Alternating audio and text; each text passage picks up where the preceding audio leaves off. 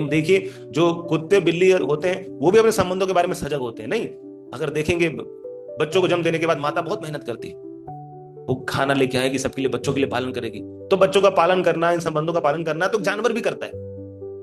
घोंसला बनाने का विचार करती है। जैसे ही जो पक्षी होती, मादा पक्षी, उसको पता चल जाता नाउ शी इज प्रेग्नेंट, तो क्या करती, बढ़िया से घोंसला बनाने लगती है, अभी बच्चे वहीं पे रहेंगे, पहले से तैयार करती है। सो दे आर सो इंटेलिजेंट, सब मेंटेन कर रहे हैं। उसी प्रकार से मनुष्य जीवन में हम भी क्या कर रहे हैं, इस प्रकार संबंधों को मेंटेन करने का ही प्रयास कर रहे हैं। लेकिन हमारा जो मूल संबंध भगवान से है उसके बारे में विचार ही नहीं है कुछ।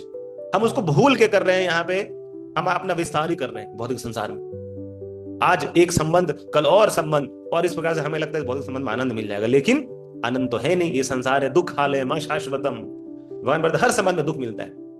और बहुत परफेक्टली आपके अगर जीवन हो भी जाए, सब परफेक्ट है, पत्नी भी परफेक्ट, पति भी परफेक्ट, बच्चे भी परफेक्ट, रिलेटिव्स भी परफेक्ट, स्वास्थ्य भी परफेक्ट, घर में सब कुछ परफेक्ट, बॉस भी परफेक्ट, जो कि परफेक्ट होना एक्चुअली कभी हो नहीं सकता, ये सपना है, स्वप्न है, सब परफेक्ट तो हो नहीं सकते। चलो मान लिया परफेक्ट हो भी गए, फिर भी दुख है, फिर भी आपको छोड़ के जाना पड़ेगा, है ना, इसको छोड़ के जाना ही पड़ेगा। चलो हमने बहुत बढ़िया योगासन कर लिया, योग सिद्धि हासिल कर ली, अर्जित कर लिया, आप छोड़ के नहीं जाएंगे, आपके परिजन छोड़ के जाएंगे।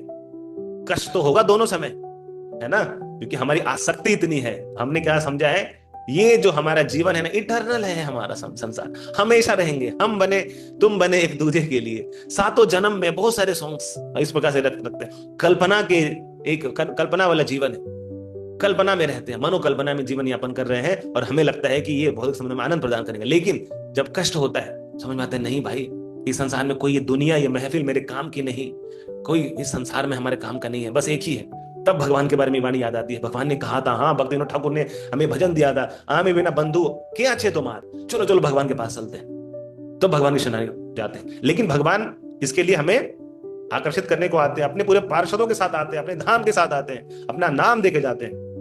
ये कीर्तन करने से उसी संबंध को वापस स्थापित कर सकते हैं। भगवान क्या बताते हैं कि देखो तुम्हारा संबंध मेरे से है, नित्य दास, मित्र, माता पिता के रूप में है, प्रियतम के रूप में है। इसलिए संबंध को वापस जागृत करने के लिए प्रयास करो।